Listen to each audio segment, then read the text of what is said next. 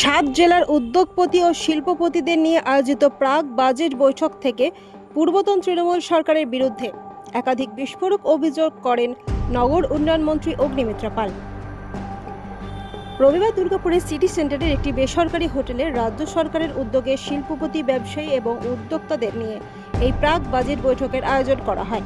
উপস্থিত ছিলেন নগর উন্নয়ন মন্ত্রী অগ্নিমিত্রা পাল, অর্থমন্ত্রী স্বপন দাশগুপ্ত, জেলা শাসক এস পূর্ণবালাম, দুর্গাপুর পশ্চিম ও পূর্ব বিধায়ক সহ বিভিন্ন শিল্পপতি, উদ্যোগপতি এবং বণিক সভার প্রতিনিধিরা।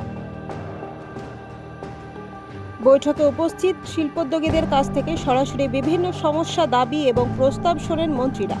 অগ্নিমিত্রা পাল বলেন, শিল্প স্থাপনের জন্য উদ্যোক্তাদের সিঙ্গল উইন্ডো সিস্টেমের আওতায় এনে দ্রুত পরিষেবা দেওয়ার প্রতিশ্রুতি দেওয়া হয়েছিল, কিন্তু বাস্তবে সেই ব্যবস্থা কার্যকর হয়নি।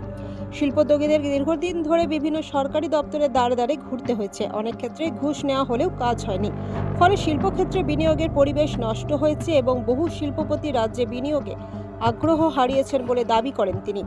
আরও বলেন, পুরুলিয়ার চড়িদা গ্রামে ছৌ নাচের মুখোশ তৈরি হয়। ওই শিল্পের সঙ্গে বহু মানুষ জড়িত, অথচ এতদিন তাদের সমস্যা নিয়ে কেউ ভাবেনি। বৈঠকে সেই বিষয়টিও উঠে এসেছে। একই সঙ্গে তিনি দাবি করেন, পূর্বতন তৃণমূল সরকার হাজার হাজার কোটি টাকার ঋণের বোঝা চাপিয়ে গিয়েছে, ফলে নতুন সরকারের সামনে রাজ্যের অর্থনৈতিক পরিস্থিতিকে স্বাভাবিক করা এবং উন্নয়নের ধারাকে এগিয়ে নিয়ে যাওয়া বড় চ্যালেঞ্জ। অর্থমন্ত্রী স্বপন দাশগুপ্ত জানান, বিভিন্ন জেলার ব্যবসায়ীদের তাদের কী ধরনের সমস্যা সব কিছুই শুনলাম। দুর্গাপুর ভারতবর্ষের একটা গর্ব ছিল, সেটা অনেক কমে গেছে। সেটাই আবার পশ্চিমবঙ্গে গুরুত্ব কিভাবে ফিরে পাওয়া যায় সেজন্য মানুষের সঙ্গে কথাবার্তা বললাম। আজকে আমাদের পশ্চিমবঙ্গ সরকার থেকে মাননীয় মন্ত্রী, ফিনান্স মিনিস্টার সম্মানীয় স্বপন দাশগুপ্ত মহাশয় এসেছিলেন। তার সাথে ফিনান্স সেক্রেটারি মিস্টার প্রভাত মিশ্রাজি এসেছেন এবং তার সাথে আরও অনেকে আধিকারিকরাও এসেছেন। সম্মানীয় ডিএম সাহেবও ছিলেন এবং এই এলাকার সমস্ত টপ ইন্ডাস্ট্রিয়ালিস্টরাও ছিলেন।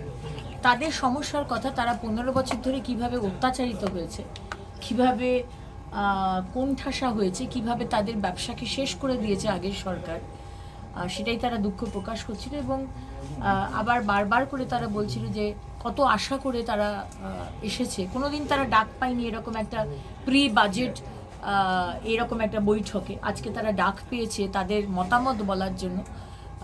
অত্যন্ত অনেকজনই খুবই আবেগপ্রবণ হয়ে পড়েছিল। আপনার সাজেশন একটা, ওখানে তো কেউ বলেনি, আমরা ব্যবসায়ীরা সবাই তো নামকার আমি এগুলো নাম এত লম্বা লম্বা লিস্ট আছে, ওখানে কারোর কাছকে নিয়ে নিন। বলছি, ব্যবসায়ীদের তরফ থেকে কোনো নতুন বিনিয়োগের প্রস্তাব পেয়েছেন?